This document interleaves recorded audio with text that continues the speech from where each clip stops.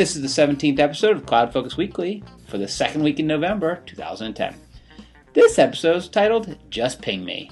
CloudFocus Weekly is sponsored by Arkus, your cloud computing experts, and I'm your host, Jason Atwood. Joining me, 17th time, Mr. Justin Elstein. How are you doing, Justin? Very well, thank you. 17 weeks in the books. Pretty good. Not bad. We were just discussing what will we be doing at Dreamforce in terms of the podcast, so stay tuned for that. I think we should do podcasts from Dreamforce at the event. We're definitely going to do at Dreamforce at the event, but it's a question of, do we do it every day, every minute? Why don't we leave it up to the listeners? Yeah, we'll leave it up to the listeners. Tweet us or put something on our profile pages in the Dreamforce portal. Let us know. Go on over to facebook.com/ArkusInc. Any of those There you things. go. So we got an agenda today. We do. Got a blog post talking about the good and bad use cases for Force.com sites. It's a good one. Written by yours truly. Did a nice job. Got a lot of retweets today. Edited by yours truly. Yes, it was. Twitter to integrate with Apple's Ping. Talk about that. Salesforce is not moving beyond CRM. What does that mean? We'll talk about it. And then we'll finish up with a little announcement for Google App users. Now, announcement about voice. So let's get into it. And then we'll do a CloudFocus app pick of the week, Of course. So let's get into it and start off with the start, which is the blog post. Sure. So You wrote it. I wrote it, so I'll give Tell a us little, I'll tell you about it. So it's at blog.arkusinc.com. And we've been doing sites for a while. Let's talk about sites. So Salesforce sites, it's called Force.com sites, announced in Dreamforce 2008, basically allowing you to build externally visible sites, websites, hosted on Salesforce's platform, distributed over their CDN, their content delivery network, which is a big thing. Like that's very big. And the magic in the sauce is that you can then publish pieces of your content that you're tracking in Salesforce. Most people think about tracking their accounts and contacts and opportunities, but if you were to track other data or that data, you could then publish it out to an external website, make it available, and then have interactions between clients and the data as well through authentication. So lots of cool stuff. So I basically outlined what I thought were some good use cases and some bad use cases based on our experience. So good use cases, things like small landing pages and marketing pages if you're having ad campaigns, because you can track the usage and have it go right into Salesforce. Low functioning sites. So I guess it's a combination of what is a good case. A low functioning site meaning a brochure-like type site or a site that has 15, 20, 30 pages interlinked. There's a lot of good features in Salesforce or Force.com sites, but one of them is not sort of the content management piece. So anything Salesforce connected, including portal, if you're extending the portal, obviously if you're exposing data from Salesforce, that's a great use of Salesforce sites, Force.com sites. And then anything out of the box. So if you want to use ideas or knowledge and expose that, you can do so using Force.com sites, and those are really good uses. Not so good uses, or I said bad uses, I probably should come up with, I should have said not so good. I wonder if I'm going to get like an email from Salesforce. Since you're using a content management system and not Force.com sites to publish your website, you could probably change that with a couple clicks of a button. I could. Bad uses, highly complex things. So the reality is that the space of building websites, the content management sites, content management systems out there for building websites, both the in-house sort of paid versions and the versions that are available via open source are stunning. They are incredible amounts of complex functionality, workflows, and alerts, and for very little money. You don't need a Salesforce license. You can host thousands of users. You can build in things like forums and blogs and polls with the click of a button. All that type of stuff needs to be built into Salesforce.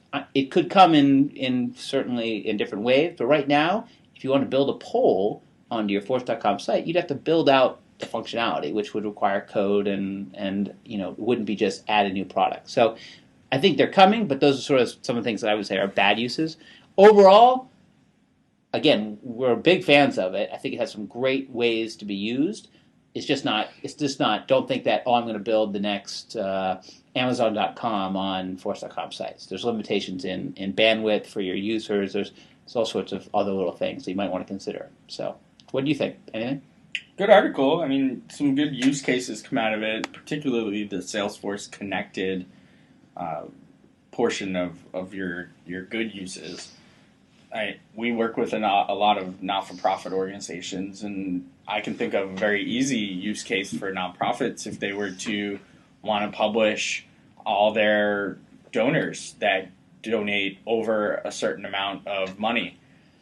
They could very easily write a page that would pull, any donor that's given over this amount in this year and put it up on a site, make it external, and not have to actually manage that, right? You're already managing that data within Salesforce. You're already doing that. So why have to manage it somewhere else where it could be different and disconnected? You could even then put a chart, right? Shoot the data out to the Google API, which was my CloudFocus app pick of the week last week. Yes, it was. And put a chart up there breaking down, X% is public funding, X% private funding, et cetera.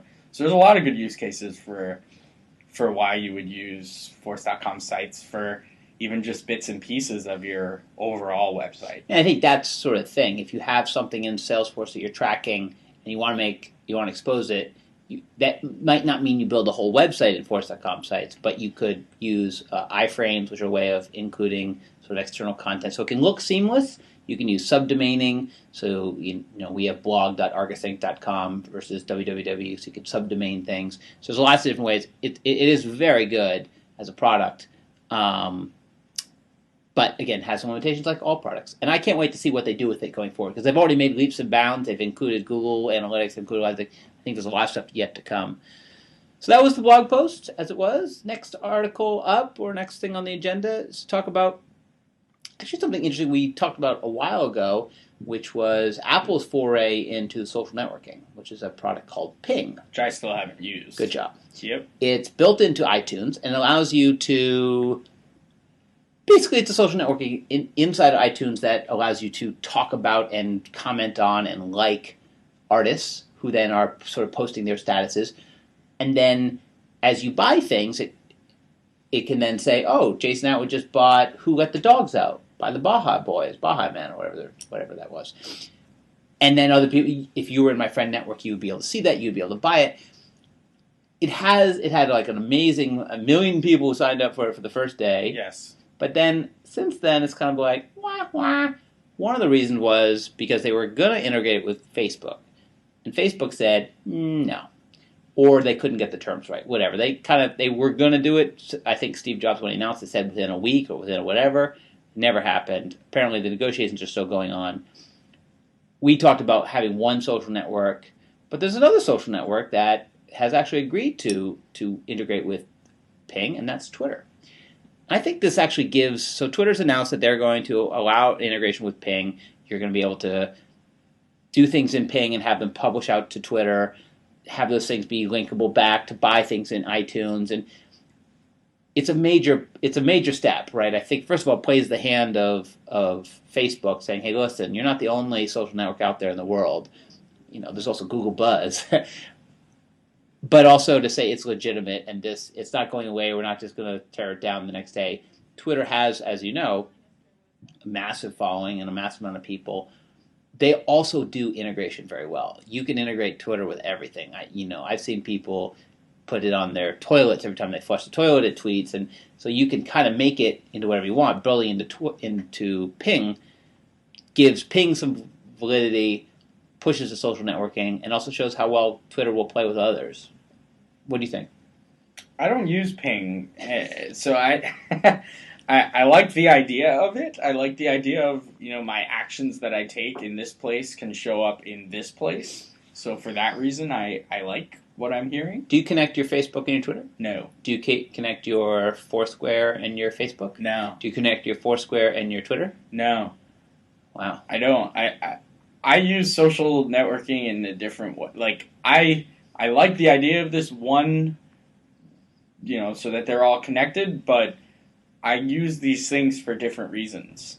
Facebook is my personal thing over here. I have Twitter account that's more, for professional persona. I have a couple other Twitter accounts that are for other reasons. I wouldn't even know which one to connect to which one. And Foursquare I kind of do just to know what it is.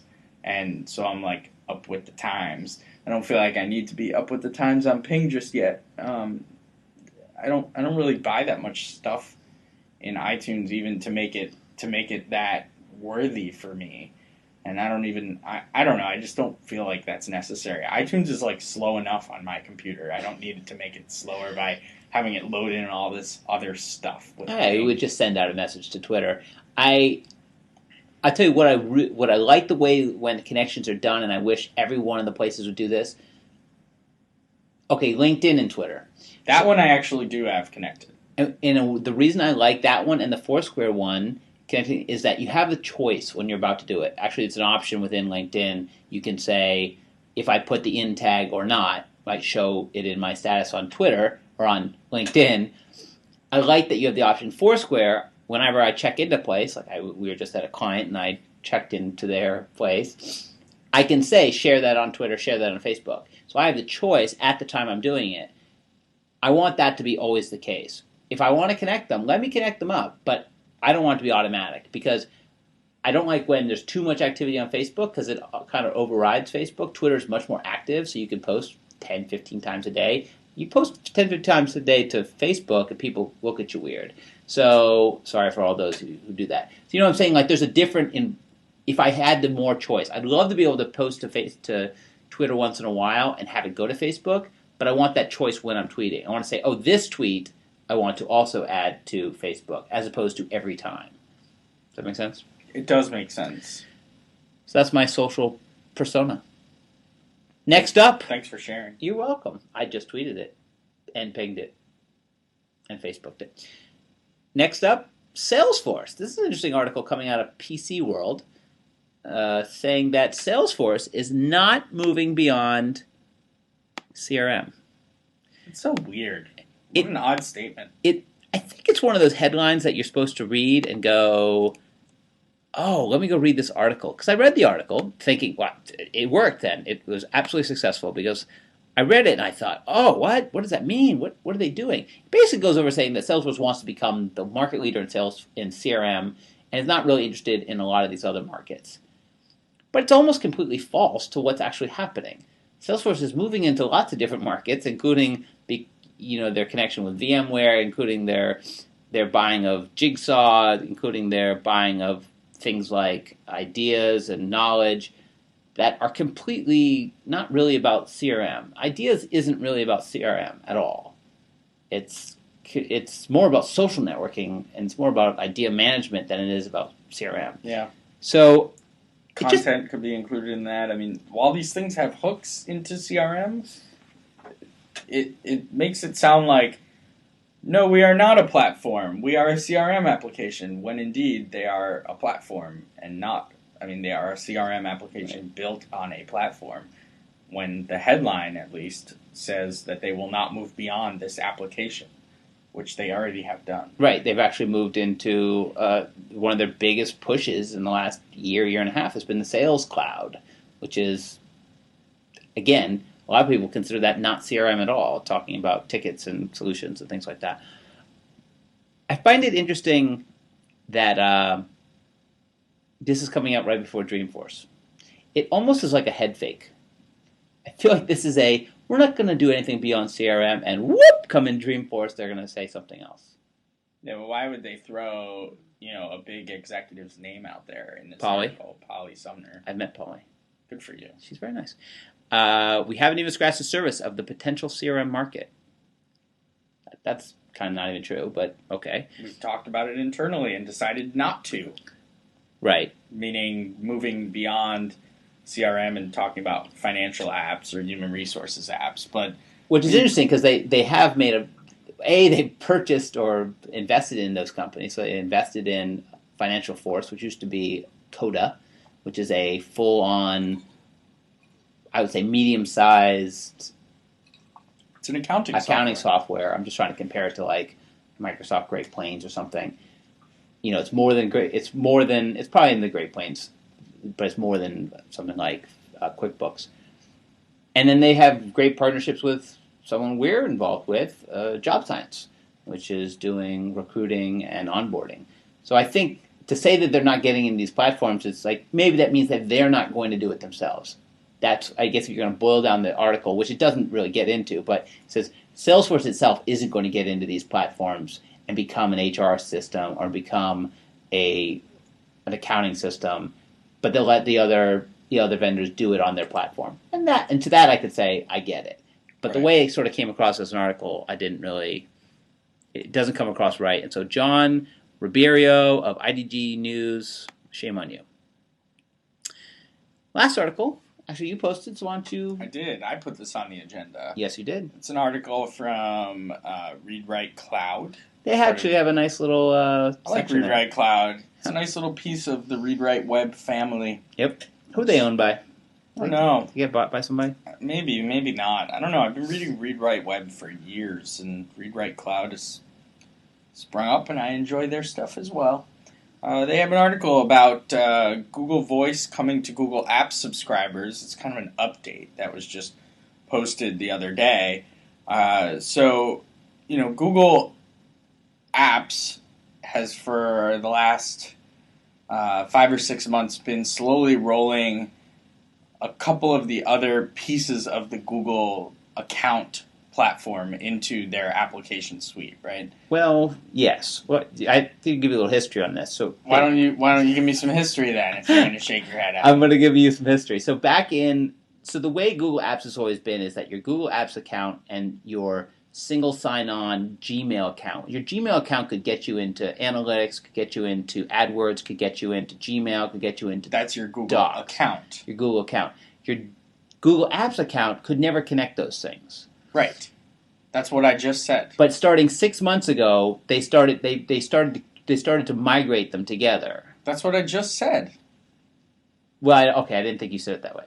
But that's what I just said. And it was an opt-in program, of which we opted in back in May. We've been testing it forever. Yeah, you can now use... they're different accounts. They're essentially different accounts. You have your Gmail personal Google account with your Google Reader and your Picasa and all your other fun Google toys.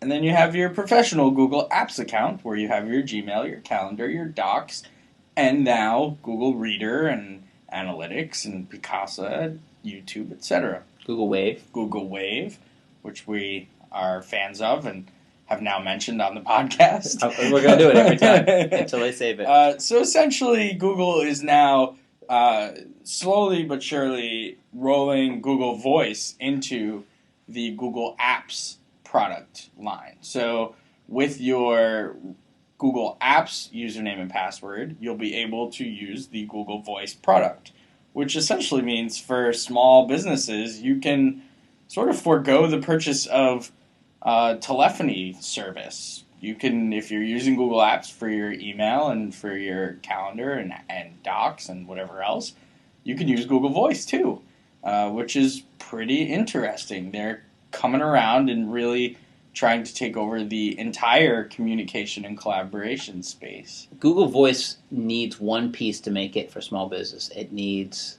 call attendance. It needs to have the ability to have you call into one place and have routing of numbers and sort of say, press this, press that. If they do that, they'll take on Talk to Me, they'll take on One Voice, they'll take on Grasshopper, they'll take on all these others. Right now it's a very singular person-to-person thing. It's a great product. I think the hidden secret to Google Voice is use Google Chrome, install a Google Voice plugin, log into your Salesforce instance. Every phone number in Salesforce is clickable, click to dial. You basically get CTI built in. What's nice about the Google Voice thing is you can associate a number. So you can associate a different number, let's say your home phone number. Obviously, most people associate their mobile number. You can associate your home phone number and your work number and your aunt's number. And when you click on, using the Google Voice plugin, when you click on it, you can say, so I could see, let's say, your number in Salesforce. I could click on it and say, call Justin at his cell phone number, 555.1212, but then connect it to my work number. And so then it then calls you on your cell, shows up as my Google Voice number, but then connects me on my landline. So basically allows me to kind of connect to you anywhere without being from that number. It's a really nice feature. And since it's in Salesforce where you have all these numbers, it's literally click to dial, and then click to dial anywhere. Click to dial onto my cell, click to dial onto my work, click to dial me at home, and then dial you. It's pretty cool. Have you tried that? I have tried it. And it didn't work? I'm not a huge Google Voice user because it wasn't connected to where I wanted it to be connected to. So now you'll use it. Yeah. Well, once this is available, I'll want to use it for my my work account. This whole thing here. This whole thing that we're doing. The other thing is that I've done it a couple times. The quality, because it is internet, it basically connects through Google, and for some reason, the quality of the call is then capped by Google. Does that make sense? So like I've done it, and it just sounds like, even though I'm doing landline to landline with Google in the middle, it sounds like I'm calling through, an iPhone in our office to another iPhone in our office. iPhones in our office, not so good. Yeah, we have really bad reception. Go figure. I bet 98% of the people on this listening to this podcast have bad iPhone reception. And it's literally, there's like a spot in the office you can put your phone and it has great reception. I got a text message from you an hour and a half after you sent it. But you were downtown. I know. I had to leave the office, get on a subway train, and go halfway across town, come up, and then I got the text message. You know what you don't have to leave to get? What? The CloudFocus app pick of the week. Rolls right off the tongue. So let's go. Let's get your CloudFocus app pick of the week. Just for those joining the podcast for the first time, thank you. Welcome. Every week we pick applications, mostly cloud applications, sometimes not. And we tell you how much they cost, where to get them, and why we like them.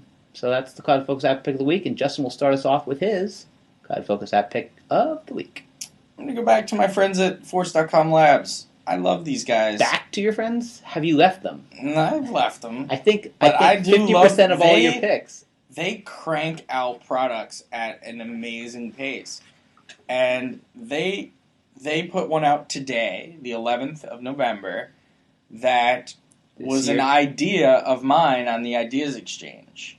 So this isn't just a pick of an app. This is pimping my own brain. This is a pick of an app that then is also patting your back. Yeah. Okay, good. Now, granted, it's not built on the platform yet, meaning it's not part of Salesforce.com's offering. It's a Labs product. Right. So if you want to go vote for my idea before I tell you about the product, search the Salesforce Ideas Exchange for Twitter DM, and you'll find it. Now, I was just about to say, there's the one of the things that suffers from the App Exchange listing, not App Exchange listing, but Ideas listing is there's no URLs. You can't read off an URL now. It's and ID equal. No, don't do it. Essentially, what they built here, and it's called Force.com Private Messages. They've built with the chatter ability. What's chatter? Oh, people who are listening. No, what's chatter? So Salesforce Chatter, the social network built on top of the Salesforce platform, built right inside of it. The ability to share statuses and the like with your coworkers. Excellent. What I was looking for was the ability to send a private message to somebody. Because when you chat or chatter something, anyone who's following you can see it a lot. Kind of like Twitter, right? Where it's public, very public, yeah. Right? But Twitter has direct messaging. You can say, hey, Jason, I want to send you something. Not very useful. It's 140-character email. Awesome. But still, it's a private connection when we're following each other that I can send you and you can send me. Yep. So I was looking for that out of Chatter because I wanted the ability to send someone something in private, but I wanted to use Chatter. I didn't want to use email. I wanted to stay inside of Salesforce. So they built it. It's called Force.com Private Messages. It has an inbox. It has a sent box. You can send Chatter messages directly to somebody, and they show up in a tab within Salesforce called Private Messages, and you can filter on them and sort on them and reply to them and add people to them. So, you can have 6 or 7 people within the private message, and it's pretty interesting, and it's free. I'm going to sidetrack for a second. Please. Because I just had a thought. I had a reoccurring thought from before. which is that, remember when we talked about email and social networking and email?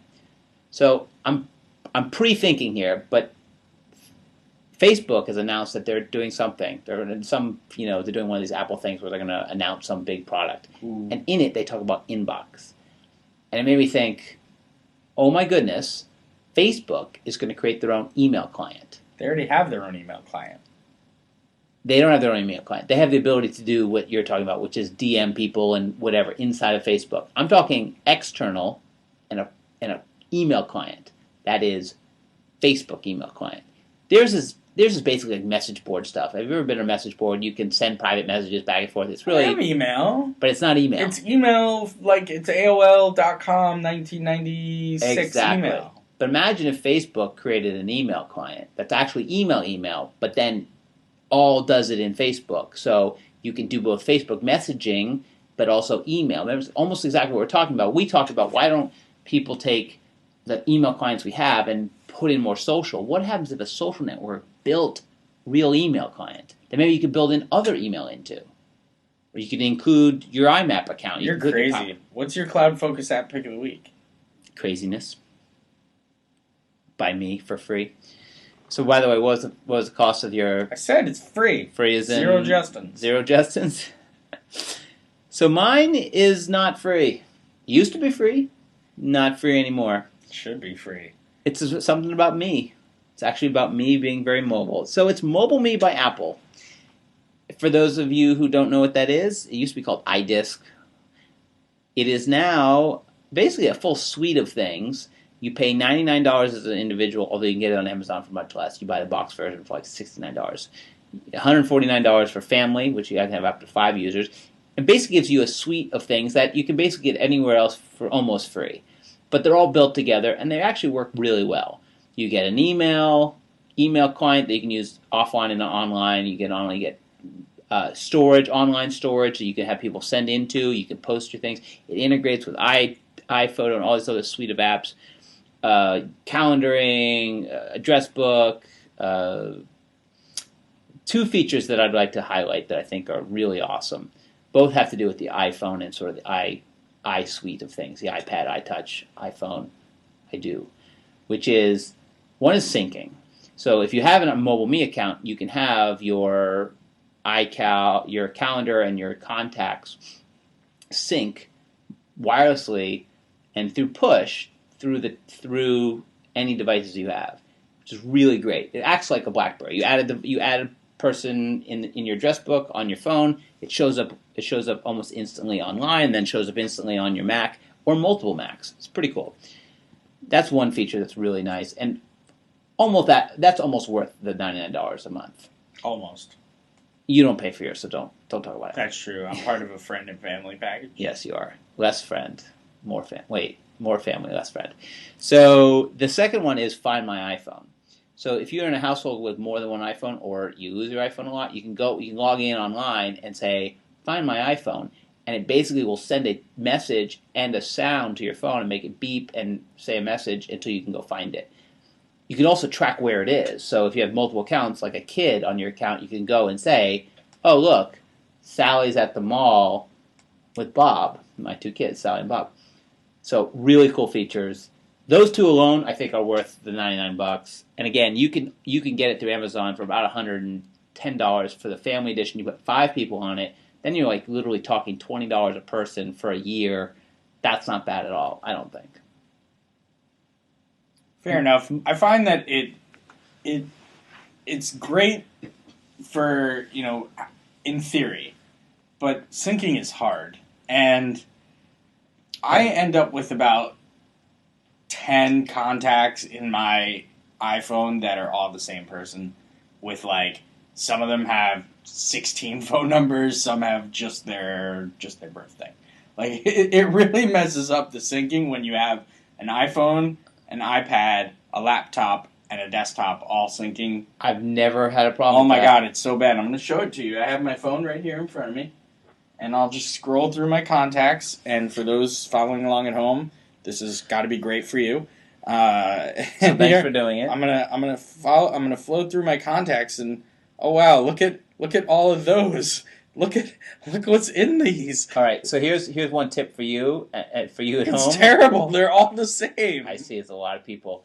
So on your Mac, on the address book, you can select a bunch of same people and say merge. There's a command, merge people, and it'll merge them into one. I've done this once before, and then it just resyncs. That's it's terrible. All right, well I'm not gonna poo on the Mobile Me Parade. It's a nice product for what it is. Nice email, nice calendar syncing. But I gotta be honest, it does do some duplicative stuff for you. I think one of your friends might just drop you from his, get back one of his accounts. So, because you don't appreciate it. Anyway, that's the end of CloudFocus Weekly for this week. As always, follow us on blog.arkusinc.com, which is both the podcasts are published there, and we publish our blog posts there about once a week, so you can follow that. On Twitter, twitter.com/ArkusInc, twitter.com/Jason M. Atwood, twitter.com/Justin Edelstein. We tweet things we're doing and interesting tidbits and things we find during the week. Facebook.com/ArkusInc. We're not on Ping yet, but we might. But when you're in iTunes, search for CloudFocus Weekly, subscribe to us, because like tonight, we're publishing this a little late on a Thursday. You might think we're not, but if you're subscribed by iTunes, it comes right down to you whenever we publish. And while you're there, please leave us a nice review. We'd love some more reviews on the podcast in iTunes. That would be great. So again, thank you for joining us on CloudFocus Weekly, and until next week, see you in the clouds.